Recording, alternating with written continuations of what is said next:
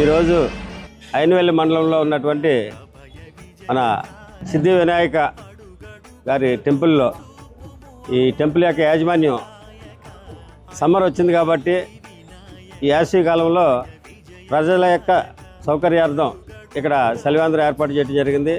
అంటే భక్తుల కొరకు మరియు ప్రజల కొరకు వారికి ఏ విధమైనటువంటి ఇబ్బంది పడకుండా దాహం తీర్చడానికి చలివేంద్రం ఏర్పాటు చేశారు. ఆ చలివేంద్రాన్ని ఈరోజు మేము ఓపెన్ చేయడం జరిగింది.